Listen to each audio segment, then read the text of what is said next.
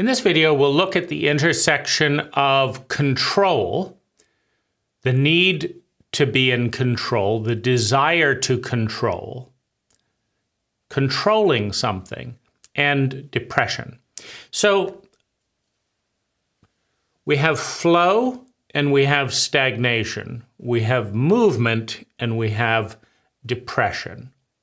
And the desire, I want this, I want more pleasure, more excitement, more knowledge, more power. I want is the gas that moves things into momentum, right? From standstill to moving forward. The desire is the gas. And fear or control is the brakes.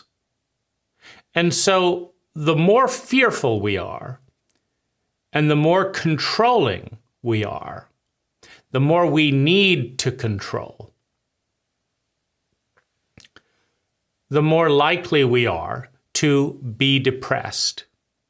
So that kind of makes sense, right? Because if I can't let anything happen without controlling it, then there's a bottleneck, right? Now everything has to flow through me because I need to control it, right? So we create a bottleneck.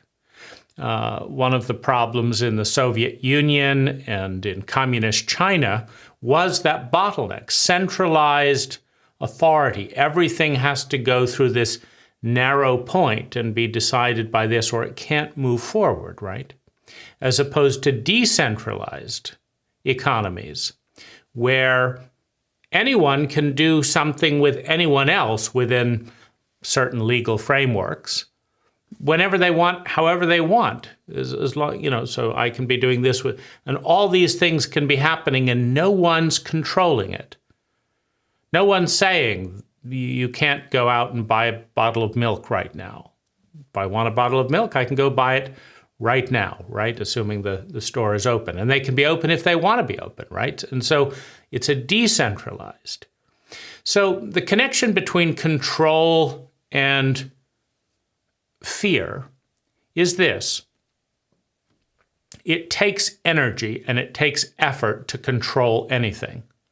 I mean, let's say that I want to be incredibly anal and control every single movement of every single person. That I want the entire world to stop, and I have to pick up a radio control joystick for you, and you now, say what I told you to say, and then move left, and then move left, and then you've got to go over to this conversation. I've got to pick up that joystick and have the person reply back, and I want to control everything. Well, the entire world has to grind to a halt because it's too much, right? There's too much going on. Controlling something takes energy. It takes thought, it takes time, it takes hassle. Got to figure stuff out. I've got to solve all the problems because I'm in control. So I'm creating the problems if I'm in total control. So being a dictator takes a fair amount of energy relative to, anyone does whatever they want, right? I'm fine with that, right? So there has to be a reason to assume that extra workload, that extra effort to secure the control, right? Because most people don't say, please control my every move, tell me when to eat, when not to eat. Most people are not coming and doing that. So for the most part, dictators have imposed their dictatorship, right? So they've had to work hard to get into control so that they can work harder to not only stay in control, but to do all the controlling. And then they've got to work hard to stop rivals, right? Because when you have a dictator pyramid power structure, there's always people that don't want to be controlled that are trying to take your spot. So you've got to figure out what their plots are, and you've got to kill them, put them in jail, discredit them, steal all their money, so that they can't topple you. This is a tremendous amount of work. It's a tremendous amount of work to try and figure out, if I say this, what's that person going to say? And if they said this, what's that person going to say? And this and this and this happened, oh my goodness, and I've got to figure out, like, and what are you going to say if I say this? And what are you going to do if I do that? Okay, let's try this all out, right? What motivates all of that effort, which is ultimately exhausting? Meaning it's exhausting to have to control every little thing all the time. And it's exhausting to hang on to all that control. Because as you bottleneck the system, as you bog down the system by needing to control it, you create impatience, you create bottlenecks. People are having to wait for you to decide this, right? The government wants to control exactly what you're building and not building. And so you want to get your house built, but they're backlogged up 3 months on their permits, and then they're backed up inspecting, right? So you don't want to be controlled. You want to get moving. You want to flow, right? And so they've got to back that up with legal authority. And so this is basically a lot of work. So fear of being out of control correlates with the fear of pain, right? First of all fear is fear of pain. If you're afraid of anything, you are afraid of the pain that you correlate with that thing. I'm afraid of seeing my ex-boyfriend. Why? Because I will feel awkward. Because I will be reminded of what could have been that I once wanted and isn't. And that feels painful. And then I won't know what to do. But I think I should know what to do in a cult that is relationally illiterate, right? I should know what to do in a cult that doesn't teach us what to do in those situations. Just pretend they don't exist.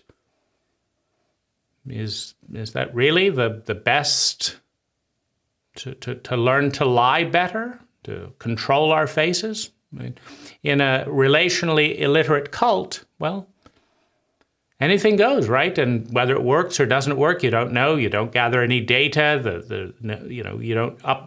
No one's gathering any scientific data on a yearly basis to say what creates the most well-being around breaking up. So I don't want to go to the party because I might meet so-and-so, and I can't control whether they're there or not. So I'm not going to go. I want to go, but I don't want to meet so-and-so. And so I have to control myself to not go because I can't control them not to go. Or I want to control and make sure my ex-boyfriend is not coming, do not come. Well, you're spending energy, so what are you up to? You're trying to reduce pain that you are afraid of feeling. So all fear is fear of pain that we don't want to feel. And all control is managing fear, which is basically managing pain. So you could say that every single effort we do to control things is an effort that we believe will reduce pain. That's why we try to control things. Don't run out into the road, we try to control our children. Why? Because if you do, you'll be hit by a car. And then you'll be in pain. And then I'll have to take you to the hospital. And then I'll be in pain. I'll have to listen to you screaming. I'll have to take care of you. I'll have to pay the hospital bill. I'll have to feel like, and then more people will give me pain. They'll glare at me. Why did you let your kid run out in the street? And I don't want all that pain. And that's so much pain that I feel really controlling. Stay out of the street. I told you that. Here, and you hit them, right? Go to your room. And don't go in the street. Why? Well, because of all this pain, right? You're not listening to me. You're not getting how much pain this is. So let me tell you, you see this little bit amount of pain? Well, this is nothing compared to the pain of, being a quadriplegic for the rest of your life because you were paralyzed, or, losing the position on the football team, right? Because you can't play, right? You don't know what pain is. Here, reminder, don't do it, right? So all fear is fear of pain. All control is managing fear. All control is slowing energy down, is regulating. All control is slowing energy down. And at a certain point, it gets so slow and so tiring to control everything that it becomes depressing. I can't deal with it. This kid is doing this kid is doing that, this kid is doing this. I'm so afraid of pain. I'm exhausted from my constant fear of pain, and I'm exhausted. I'm trying to control. They shouldn't be doing this, and then this one shouldn't be doing this, and all this stuff, right? I'm just so depressed. I'm depressed, right? So this is the connection between control and depression. And there's also a connection between our fear of pain, which is the basis for control, and how much pain we've experienced in the past. Meaning, if we've got competent elders that have protected our innocence and protected our life, and we've really never been in any pain. We had a nice breast to nourish us since we were born. The birth wasn't particularly traumatic. Mom's at home humming happily and taking care of us, until we're ready to break away and do stuff. There's competency, there's enough food. Parents actually know how to behave. I'm not in a lot of pain. So I'm not very frightened. So I don't really need to control. I'm curious.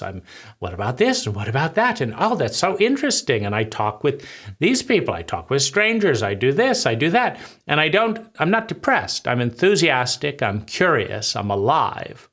And I'm happy, right? These aren't the people who become, quote, control freaks. The people who become control freaks, worry about the worst case scenario and this and that. Those are people who had absolute misery. Right? This didn't go well. That didn't go well. It got blamed on me. The mom left me in the heated car, and I was buckled in. I couldn't get out. I had no control about that. I've been in so much torment. And as consciousness dawns, as language emerges, we get fixated on one thought. I am going to escape. I am going to get out of the clutches of these maniacs, these horrible, incompetent people. And I am never, ever going to feel this bad again. Okay, what's the plan? Well, they're not controlling my life anymore. I'm going to control it, and I'm going to control everything to make sure that doesn't happen. Oh, that could lead, no, you've got to do this. And I'm anxious because that could lead to that, and that could lead to that. And then I'd be feeling that horrible feeling again, right? I've got to take control. I've got to figure it out, right? So the more traumatized we have been, the more miserable we've been, the more painful our lives have been, the more we seek control and distrust other people, right? Now, the distrust is earned, right? If you've been traumatized since birth, what it means is that you were surrounded by giants who were sociopathic, incompetent, dysfunctional, and prioritized their own needs over your needs as a tiny person. In other words, they're not trustworthy. And so taking control, is also saying I'm not going to trust the cult that gave me my parents, the cult that gave me my protocols. My cult sent me to a school with bullies. I don't trust a cult that says, go be bullied. It's for your own good. And I say, I don't want to be bullied. And they say, no, you just got to do it. I don't trust the fucked up dickheads who did that to me. Right? So, okay, I don't trust you. And none of you stood up. You all saw that I was getting bullied. This is a dangerous cult. I've got to get more in control. And so I've got to take control, even though it's hard work, even though it's effort, even though it's exhausting. I've got to control it because you've all proven yourselves to be absolutely worthless. You weren't worth a damn. You weren't around. You minimized it. You added to it. You shamed me for it. Go fuck yourselves. So I guess it's all up to me. Now, this is not liberating, by the way, because we didn't solve those problems either, right? In other words, if we had figured out how not to be bullied, we wouldn't have been bullied, right? So it's not just that other people are not very trustworthy. We didn't figure it out either. So now it's all up to us, but we don't know what we're doing any more than the cult that taught us. And so there's this panic of, I've got to figure it out, but I don't know exactly how. It's all up to me. I'm not going to let anyone else touch me and get anywhere near me and do this and this, but do I really know what I'm doing? It's exhausting, right? Exhaustion leads to adrenal collapse, leads to depression. That's one path. 2, controlling everything creates bottlenecks. First, I've got to control this, then I've got to control this, then I've got to control that before I know how to control that. Waiting, right? I can't let go. I can't let go, right? So one of the protocols is life gets smaller. I'm going to just talk with this one person because I know I'm in control in that relationship. I know what's going to happen there. But if I just go out and meet people, there's all these things that will happen that I'm not in control of, and I don't like them, right? And so this person made fun of me, so I've got to keep my life smaller. That's also a form of repressed energy. I'm making my life smaller so that I can be in control. And now it's a less interesting life, right? I've got my anxiety down to a level I can manage it. I can read a book. I can handle reading a new book. They didn't say what I wanted them to say. It left me feeling bad, right? Now I don't want to read that book. I should have stayed with the author that I know, that I already know what they think and they agree with me. So I don't have to argue with them. What a relief, right? I can just have someone agree with me, right? And so life gets smaller, life gets slower. And also, it's not a lot of fun for other people to try and be themselves when we're trying to control them so that they don't upset us. And so lots of people don't invite us around or say, hey, let's do this spontaneously, because we said, no, I have to do that on a Tuesday afternoon, or I'm not doing it. Well, it's a nice feeling. It's a nice weather. Let's do this now. No, it's not Tuesday afternoon, right?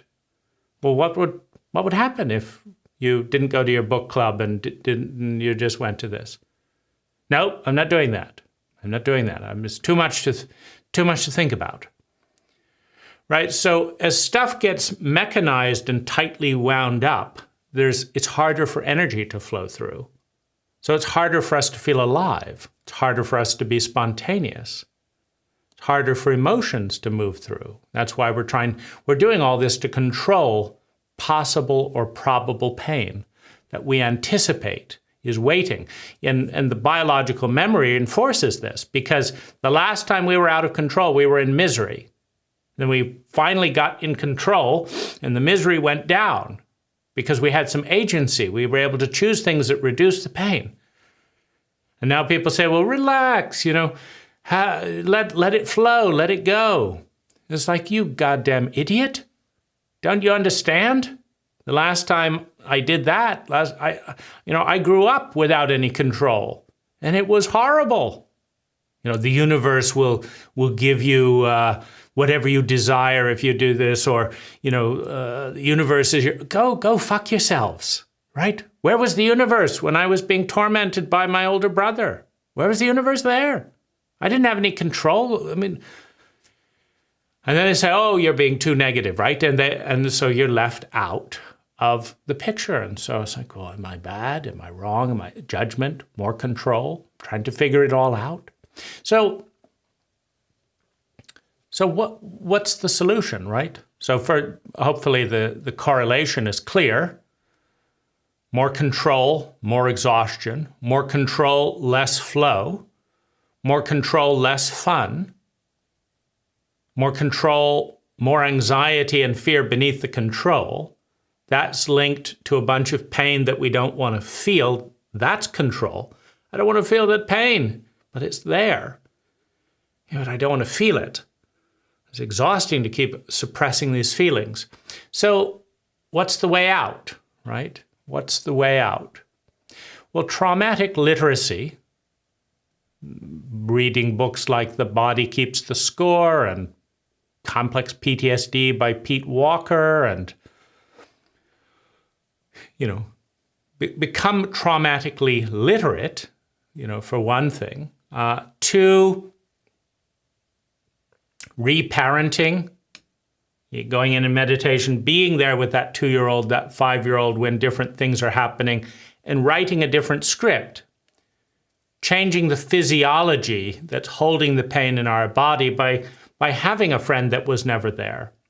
So going deep into the domain of inner child work. Doing constellation therapy, etc. So family system dynamics, intergenerational abuse codes and programs.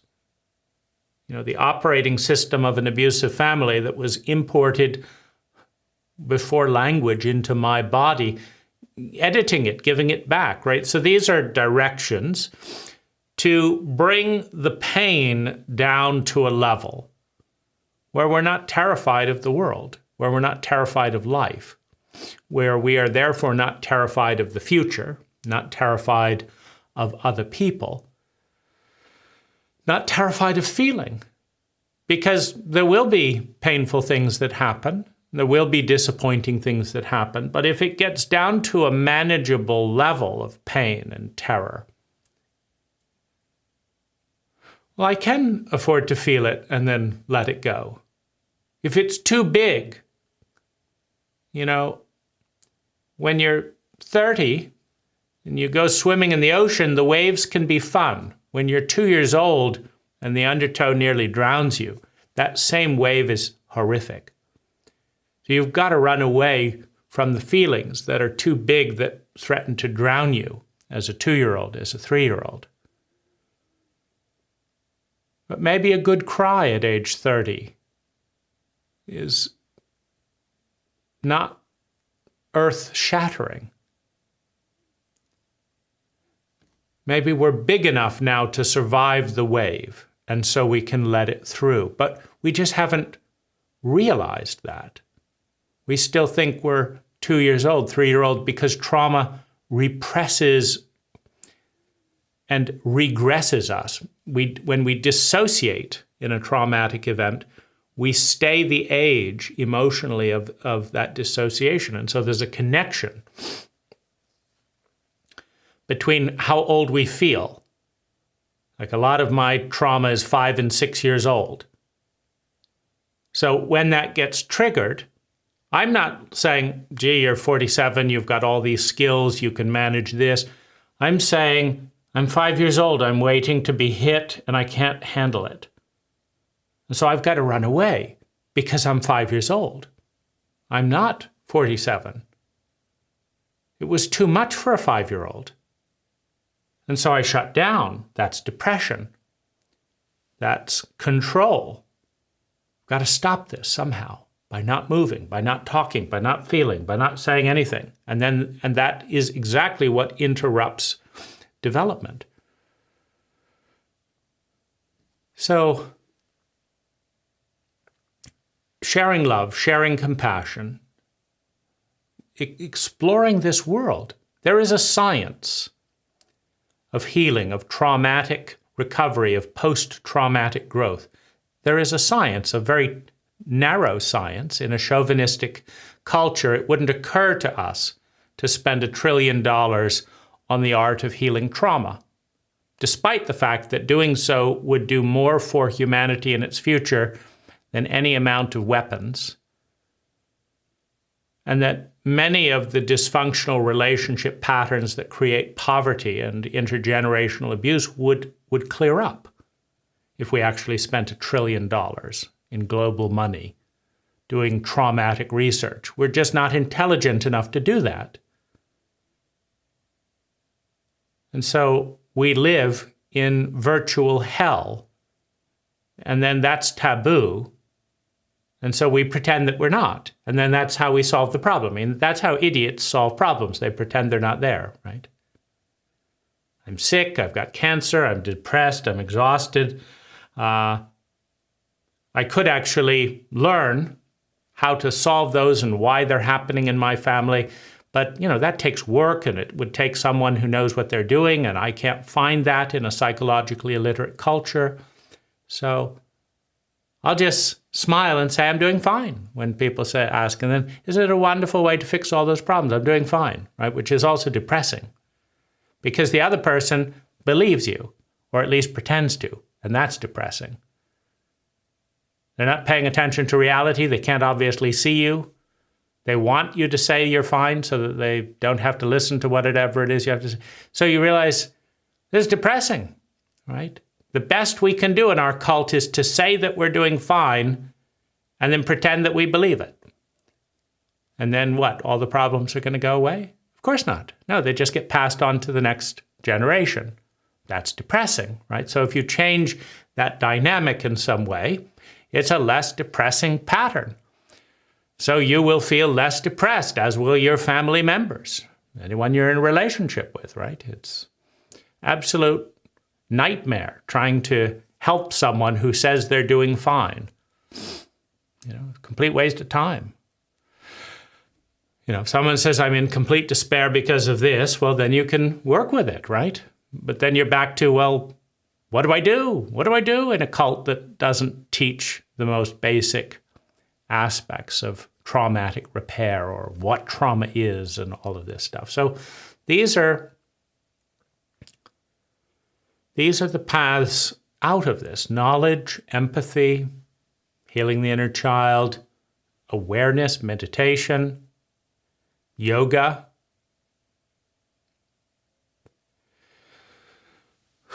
breathing into the pain, breathing into the grief, learning about death and dying, Elizabeth Kubler-Ross, et cetera, actually, spending 1,000 hours becoming psychologically literate about the most important things, the pains and why they're recurring and what to do about them.